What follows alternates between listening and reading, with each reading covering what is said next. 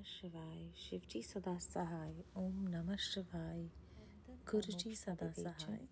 शिव पूजा का उपदेश, लिंग आदि में शिव पूजन का विधान, भस्म के स्वरूप का निरूपण और महत्व, शिव एवं गुरु शब्द की व्युत्पत्ति और शिवजी के भस्म धारण का रहस्य।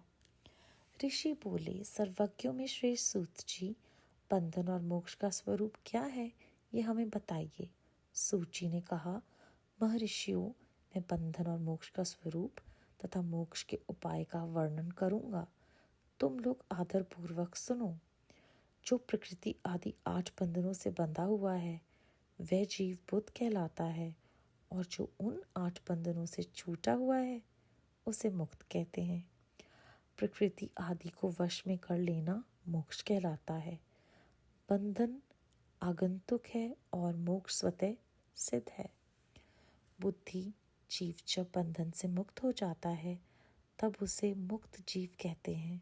प्रकृति, बुद्धि, त्रिगुणात्मक अहंकार और 5 तन्मात्राएं, इन्हें ज्ञानी पुरुष प्रकृत्या घटक मानते हैं। प्रकृति आदि 8 तत्वों के समूह से देह की उत्पत्ति हुई है। देह से कर्म उत्पन्न होता है और फिर कर्म से नूतन देह की उत्पत्ति होती है। इस प्रकार बारंबार जन्म और कर्म होते रहते हैं। शरीर को स्थूल, सूक्ष्म और कारण के भेद से 3 प्रकार का जानना चाहिए। स्थूल शरीर जागृत अवस्था में व्यापार करने वाला है।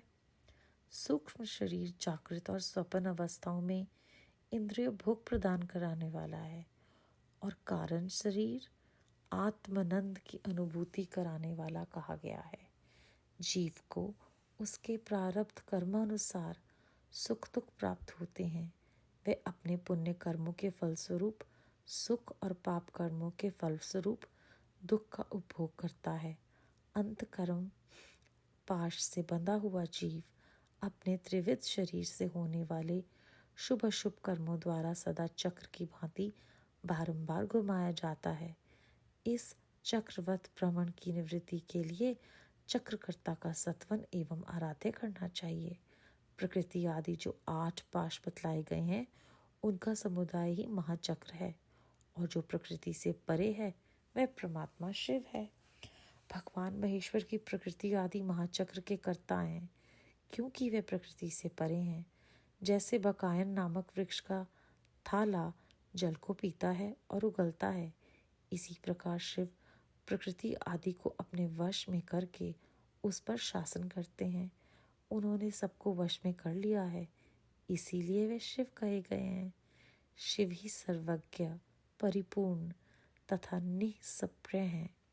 सर्वज्ञाता, तृप्ति, अनाद बोध, स्वतंत्रता, नित्य अलुप्त शक्ति से संयुक्त होना और अपने भीतर अनंत शक्तियों को धारण करना, महेश्वर के इन 6 प्रकार के मानसिक ऐश्वर्यों को केवल वेद जानता है।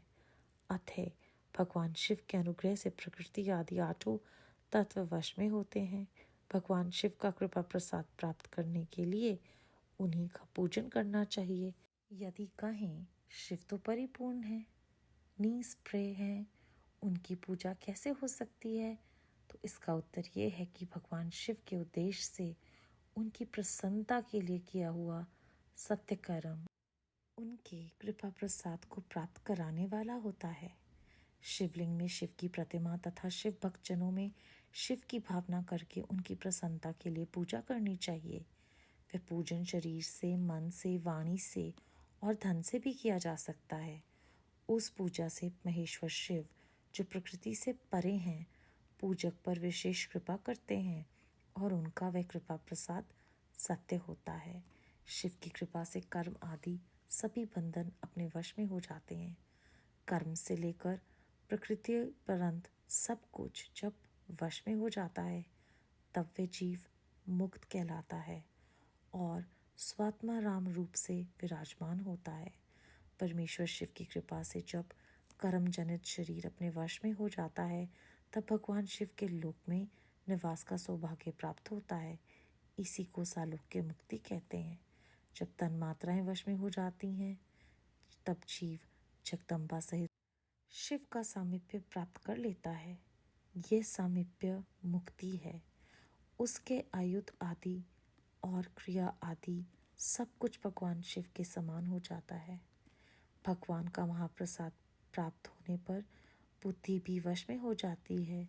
बुद्धि प्रकृति का कार्य है। उसका वश में होना सारिष्टि मुक्त हो कहा गया है। पुनः भगवान का महान अनुग्रह प्राप्त होने पर प्रकृति वश में हो जाएगी।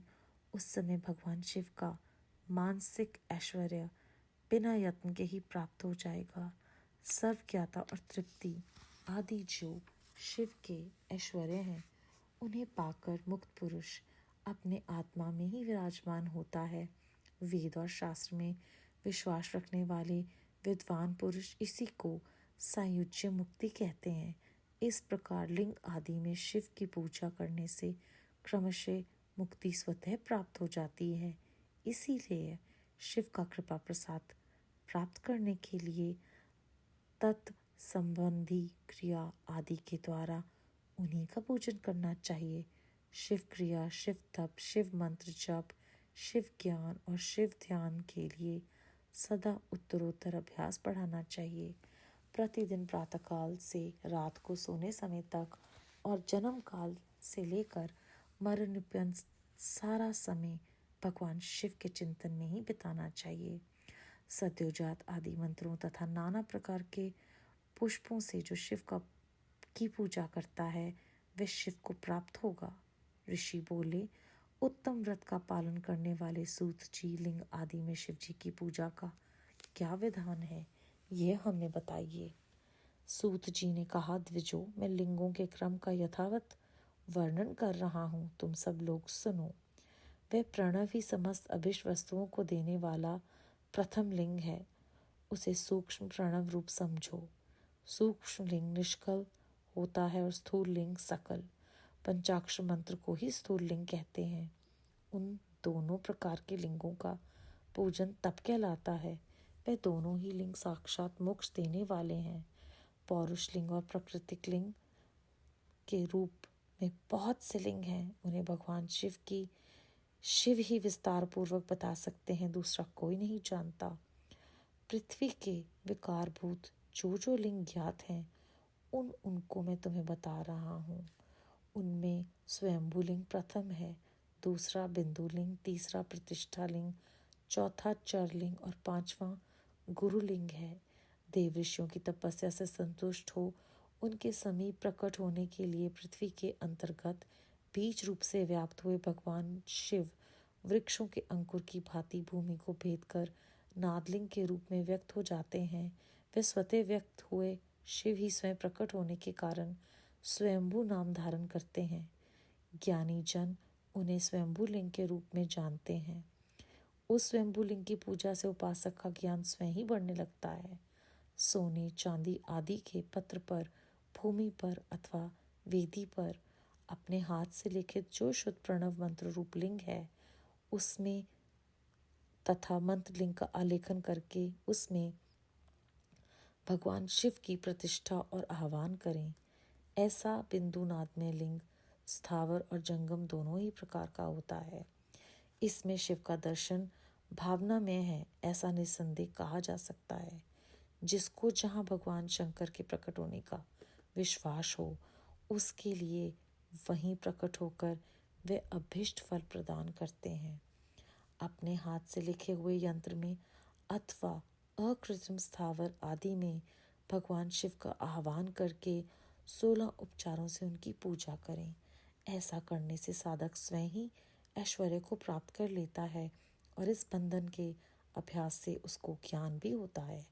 देवताओं और ऋषियों ने आत्मा सिद्धि के लिए अपने हाथ से वैदिक मंत्रों के उच्चारण पूर्वक शुद्ध मंडल में शुद्ध भावना से जिस उत्तम शिवलिंग की स्थापना की है उसे पौरुष लिंग कहते हैं तथा वही प्रतिष्ठा लिंग कहलाता है।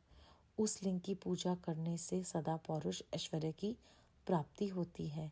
महान ब्राह्मण और महाधनी राजा किसी कारीगर से शिवलिंग का निर्माण कराकर जो मंत्र पूर्वक उसकी स्थापना करता है उसके द्वारा स्थापित हुआ वह लिंग भी प्रतिष्ठा लिंग कहलाता है, किंतु वह प्राकृतिक लिंग है। इसीलिए प्राकृतिक ऐश्वर्य भोग को ही देने वाला है।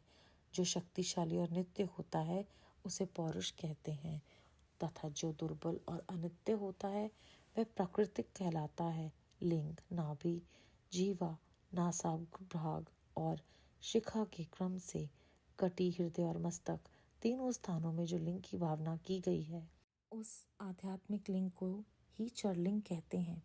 पर्वत को पौरुष लिंग बताया गया है और भूतल को विद्वान पुरुष प्राकृतिक लिंग मानते हैं। वृक्ष आदि को पौरुष लिंग जानना चाहिए और गुलम आदि को प्राकृतिक लिंग। साठी नामक धान्य को प्राकृतिक लिंग समझना चाहिए और शाली एवं गेहूं को पौरुष लिंग।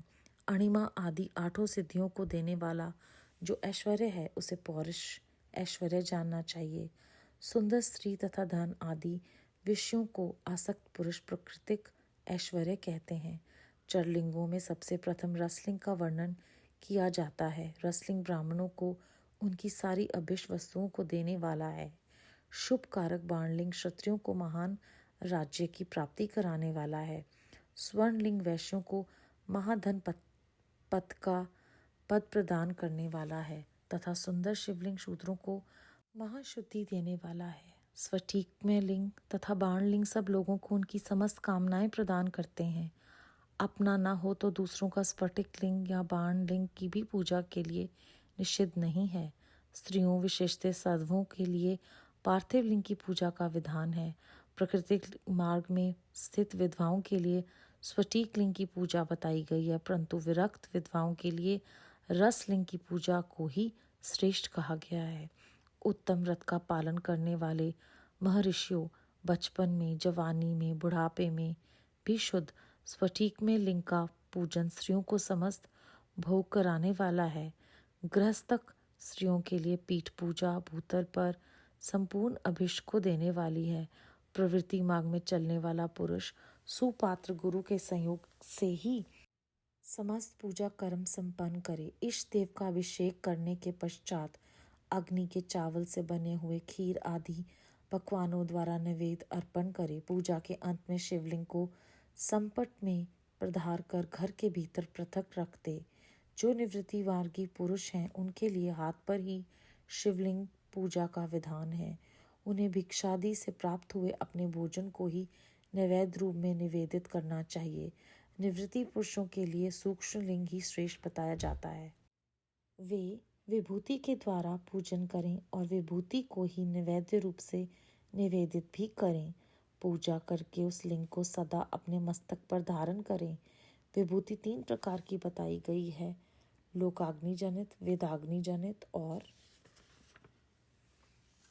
शिवाग्नि जनित। लोकाग्नि जनित या लौकिक भस्म को द्रव्यों की शुद्धि के लिए लाकर रखें। मिट्टी, लकड़ी और लोहे के पात्रों को धान्यों की, तिल आदि द्रव्यों की, वस्त्र आदि की तथा प्रयुक्षित वस्तुओं की भस्म से शुद्धि होती है। कुत्ते आदि से दूषित हुई पात्रों की भी भस्म से ही शुद्धि मानी गई है।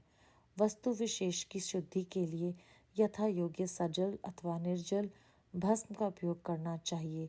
वेदाग्नि जनित जो भस्म है उसको उन वैदिक कर्मों के अंत में धारण करना चाहिए।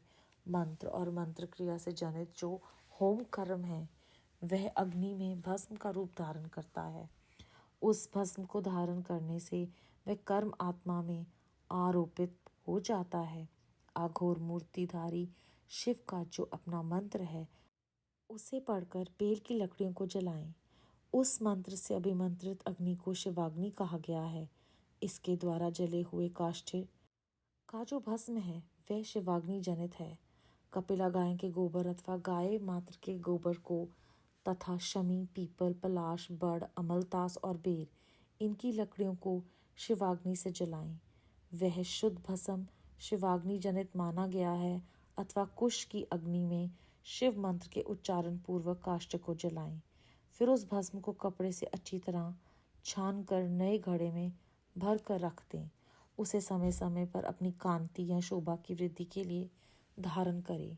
ऐसा करने वाला पुरुष सम्मानित एवं पूजित होता है। पूर्व काल में भगवान शिव ने भस्म शब्द का ऐसा ही अर्थ प्रकट किया था।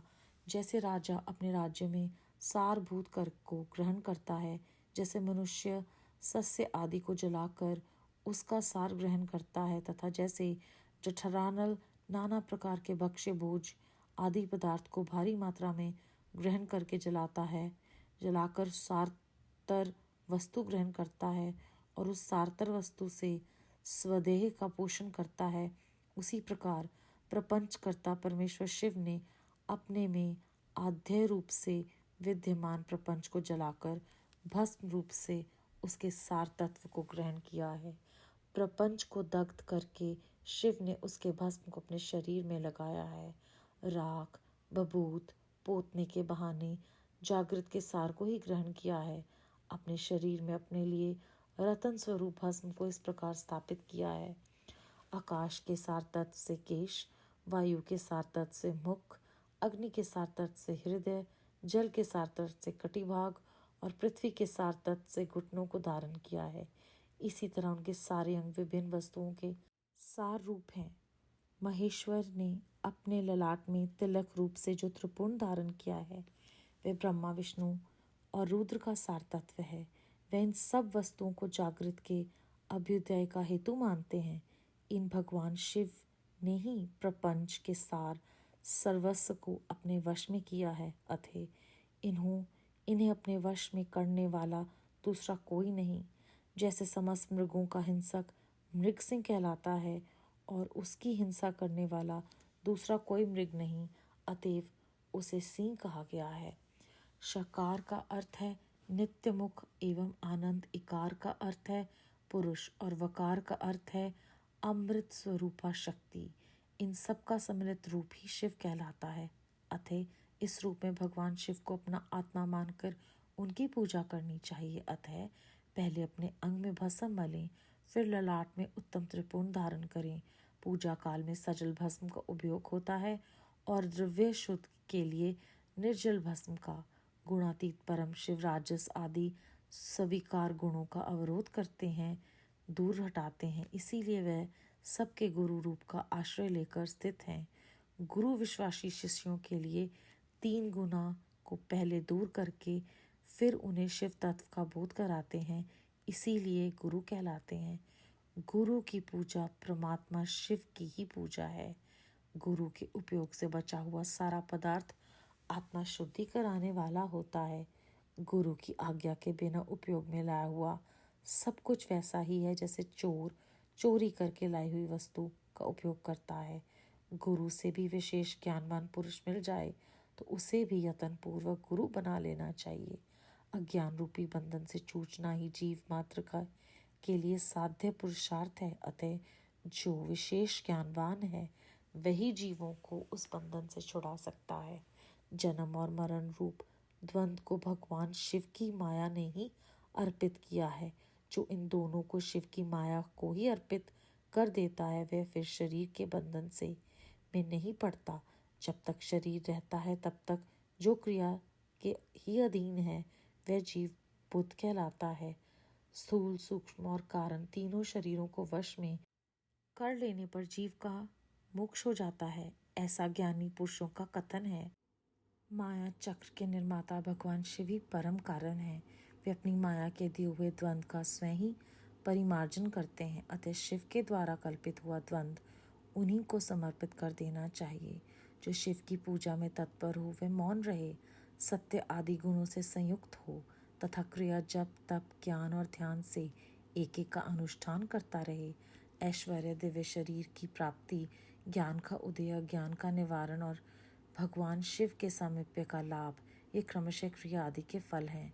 निष्काम कर्म करने से अज्ञान का निवारण हो जाने के कारण शिव भक्त पुरुष उसके यथोक्त फल को पाता है। शिव भक्त पुरुष देश काल शरीर और धन के अनुसार यथा योग्य क्रिया आदि का अनुष्ठान करे। न्यायोपार्जित उत्तम धन से निर्वाह करते हुए विद्वान पुरुष शिव के स्थान में निवास करे। जीव हिंसा आदि से रहित और अत्यंत कलेश शून्य जीवन बिताते हुए पंचाक्षर मंत्र के जप से अभिमंत्रित अन्न और जल को सुख स्वरूप माना गया है, अथवा कहते हैं कि दरिद्र पुरुष के लिए भिक्षा मात्र से प्राप्त हुआ अन्न ज्ञान देने वाला होता है। शिव भक्त को भिक्षान प्राप्त हो तो वह शिव भक्ति को बढ़ाता है। शिव योगी पुरुष भिक्षान को शुभ स्तर कहते हैं, जिस किसी भी उपाय से जहाँ कहीं भी भूतल पर शुद्ध अन्न का भोजन करते हुए सदा मौन भाव से रहें और अपने साधन का रहस्य किसी पर प्रकट ना करें, भक्तों के समक्ष ही शिव के महात्म्य को प्रकाशित करें। शिव मंत्र के रहस्य को भगवान शिव ही जानते हैं, दूसरा कोई नहीं। अध्याय 18 समाप्त। इस अध्याय में हमने जाना है कि जो प्रकृति के 8 बंधनों में बंधा हुआ है, जो कि रहस्यमय हैं, जिनके बारे में केवल परमात्मा शिव जानते हैं, जो उसमें बंधा हुआ है वो बंधन में है। और मुक्ति किसको मिलती है? जो इन बंधनों से मुक्त है, जो इन बंधनों में, प्रकृति के बंधनों में नहीं फंसता, परमात्मा शिव की कृपा से। और ये मोक्ष जो है ये एक सत्य है, ये सिद्ध बात है कि हमें ये मोक्ष को प्राप्त करना है, ये सच्चाई है। लेकिन यहाँ तक पहुँचने का रास्ता शिव है। और जो ये बंधन है, ये जो माया जनित प्रकृति का खेल है हम सबके साथ, ये अपने आप में एक रहस्य है, जिस रहस्य के बारे में हम नहीं जान सकते। फिर यहाँ पर हमने जाना कि जो शरीर हैं वो 3 तरह के हैं, स्थूल, सूक्ष्म और सुषुप्त अवस्था में। जो जागृत अवस्था है, जो हम दिन में कार्य व्यवहार करते हैं, लौकिक काम करते हैं, वो हमारा स्थूल शरीर है, जहाँ पर हमारी इंद्रियाँ जो भी कार्य करती हैं, महसूस करती हैं, वो सूक्ष्म अवस्था है शरीर की। और कारण शरीर जो है वो आत्मानंद की अनुभूति करता है, जहाँ पे हमें परमानंद प्राप्त होता है।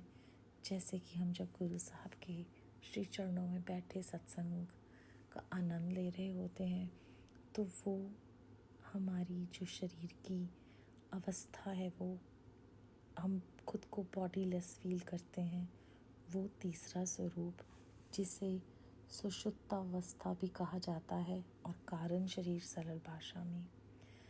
जीव को उसके प्रारब्ध अनुसार ही सुख और दुख प्राप्त होते हैं। अब बहुत सारे लोग हैं जिनके पास सब कुछ होता है पर फिर भी दुखी होते हैं, दूसरी ओर उनके पास कुछ नहीं और वो खुश हैं। तो ये पुण्य कर्म जो हमने पिछले अपने जन्मों में किए हैं, जो हम जिनके बारे में हम नहीं जानते, उन्हीं का फल स्वरूप सुख और दुख है। और हम जब महाशिव गुरु जी महाराज के श्री चरणों में हैं, तो हमारे सारे पाप कर्म धीरे धीरे कम होते हैं, क्योंकि हमें वो अपने सानिध्य में बिठाकर जो नाम सिमरन की दात देते हैं और ऐसे महान ग्रंथ पढ़ने और सुनने का अवसर प्रदान करते हैं, तो हमारे मन में, ध्यान में, चित्त में केवल उस परम पिता परमात्मा की ही छवि रहती है। तो जैसे हमने जगह जगह पर शिव पुराण में सुना है कि पापों की मुक्ति कराने के लिए ये एक बहुत ही सरल साधन है कलयुग में, तो ये उन्हीं की कृपा का प्रसाद है।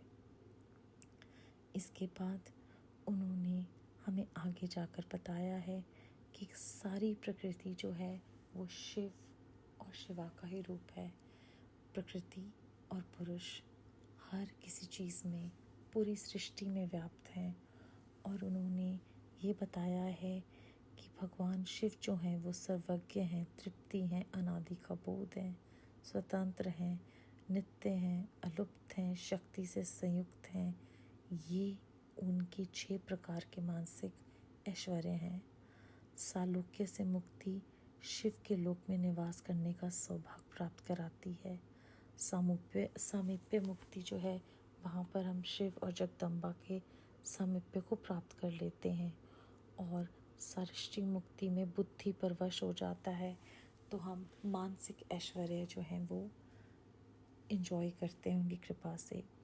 सायुज्य मुक्ति वो है जहाँ पर परमात्मा की कृपा से हम जब भी उनकी हम पर असीम कृपा होती है, तो हम वेदों और शास्त्रों में जब विश्वास रखने लग जाते हैं, तो उस विद्वान पुरुष को ये मुक्ति प्राप्त होती है जैसे जैसे हम शिव क्रिया, शिव तप, शिव मंत्र, जप, ज्ञान सब कुछ ग्रहण करेंगे, तब उनका कृपा प्रसाद हम पर बढ़ता रहेगा। और ये कब होगा, कैसे होगा, ये हम नहीं जानते। ये उन्हीं की मर्ज़ी है कि वो कौन सा वो लम्हा है जो हमारा किया हुआ स्मरण उन्हें स्वीकार्य हो। आगे चलकर हमने विशेष तरह से जो लिंग हैं उनके बारे में हमें सूची बताते हैं कि किस किस तरह के लिंग हैं।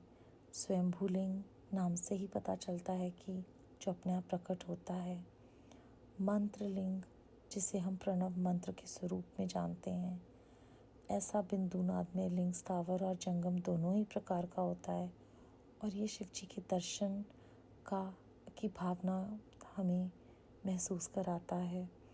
और सबसे खूबसूरत बात जो हम सबको लगेगी वो ये है कि कहते हैं जिसको जहाँ भगवान शंकर के प्रकट होने का विश्वास हो, उसके लिए वे वहीं प्रकट होकर फल प्रदान करते हैं। भाव कि वो सब जगत में व्याप्त हैं। उन्हें हमें किसी एक जगह में सीमित नहीं मानना और किस तरह से वो हर तरह की माया से मुक्ति दिलवा रहे हैं कि कोई एक जगह से विशेषतः ही बंध नहीं जाना, पूरे जगत में मैं हूँ। फिर उन्होंने हमें मंत्रों से जो स्थापित प्रतिष्ठा लिंग है उसके बारे में बताया और ये बताया कि आध्यात्मिक लिंग को चरलिंग कहते हैं।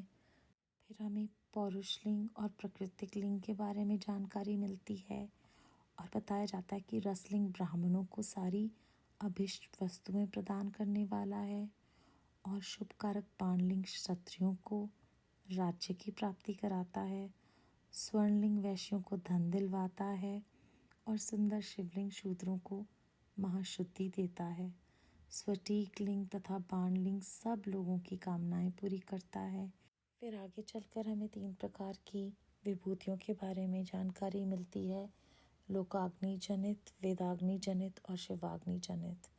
लोकाग्नि जनित वो लौकिक भस्म है जो हम किसी तरह के भी द्रव्यों से लगाकर अपने शरीर की और पात्रों की शुद्धि कर सकते हैं। वेदाग्नि जनित वो विभूति है जो हम वैदिक कार्यों के बाद ग्रहण कर सकते हैं और शिवाग्नि जनित विभूति वो है जो अघोर मूर्ति की शिव का मंत्र पढ़कर किसी भी वस्तु जैसे बेल की लकड़ी या कपिला गाय का गोबर, शमी, पीपल, पलाश, अमलतास, बेर, इन सब के पेड़ों में से किसी भी लकड़ी से जो को जलाकर और उस भस्म को हम लगाते हैं वह शिवाग्नि जनित होती है। शिव जी सारे अंगों पर विभिन्न वस्तुओं का जो सार तत्व है उसे भस्म के रूप में ग्रहण करते थे।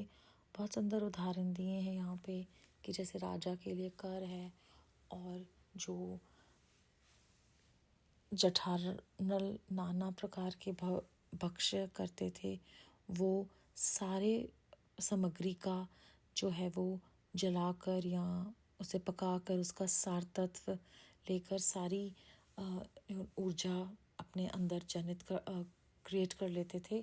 उसी प्रकार से यहाँ पर हमें ये समझाया गया है कि भस्म जो है वो सारी सृष्टि का सार तत्व है।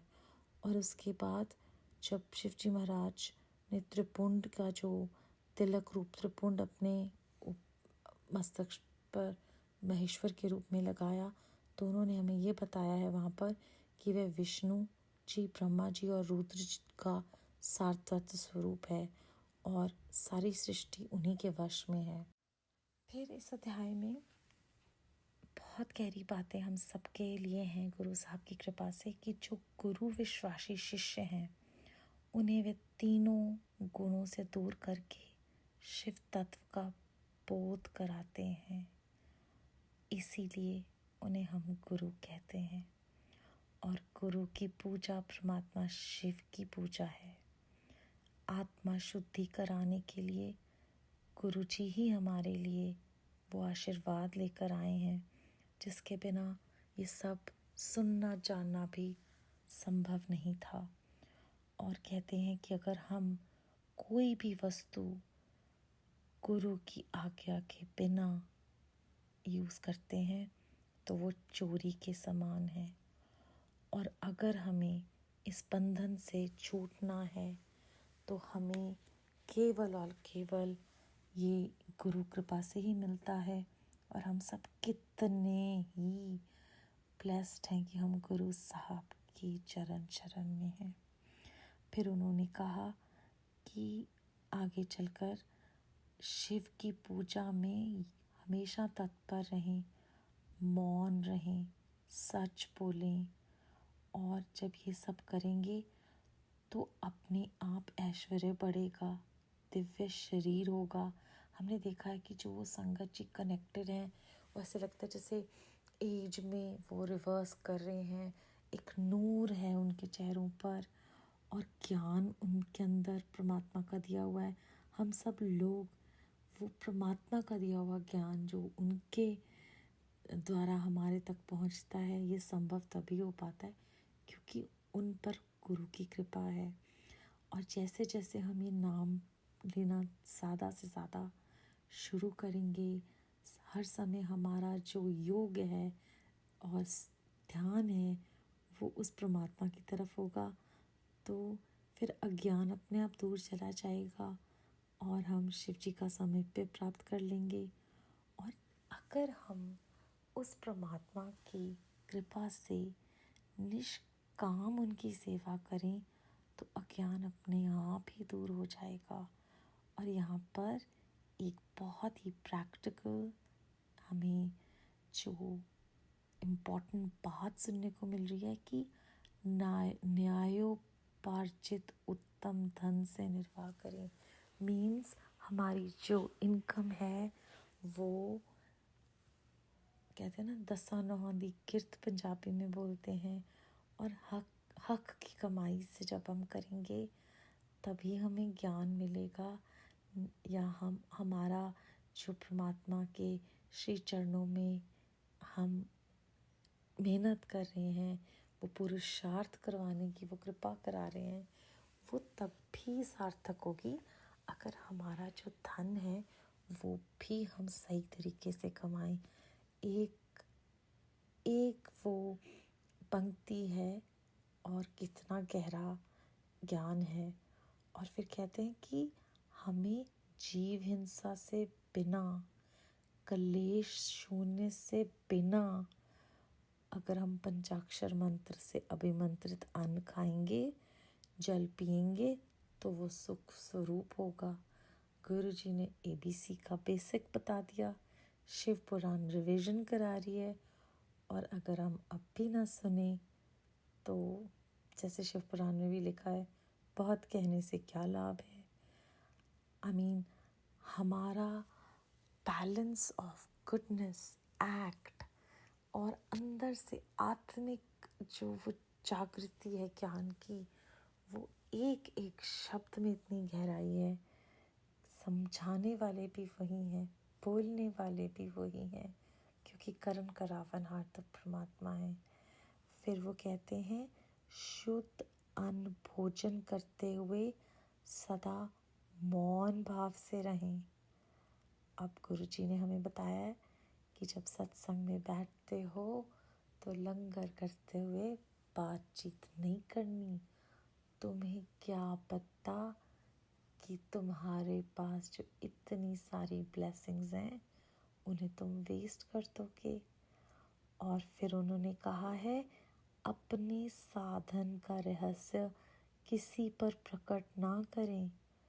और यहाँ पर गुरुजी हमने बार बार कहते हैं कुछ ब्लेसिंग्स तुम्हारी अपनी होती हैं, तो किस तरह से वो सत्संग के द्वारा, शब्द बानी के द्वारा और अब शिव पुराण के द्वारा हमें वो बातें याद करवा रहे हैं, बार बार पठन करवाएंगे। और धीरे धीरे समझ में आता है कि ये जब हम बार बार पढ़ते हैं ग्रंथ तो कितनी गहराई है। और अभी तक तो हम जैसे कहते हैं ना, टिप ऑफ द आइसबर्ग पे पहुँचे हैं, पर उन्हीं की कृपा है। इतना भी सुनवा दिया, इतना भी समझा दिया।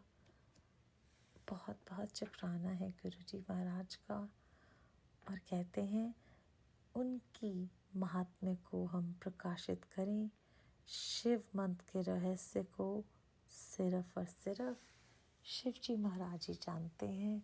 और जैसे इस अध्याय में ये लिखा हुआ है कि आकाश के सार तत्व से उनके केश हैं, वायु के सार तत्व से उनका मुख है, अग्नि के सार तत्व से उनका हृदय है, जल के सार तत्व से उनका कटिभाग है, और पृथ्वी के सार तत्व से उन्होंने घुटनों को धारण किया है।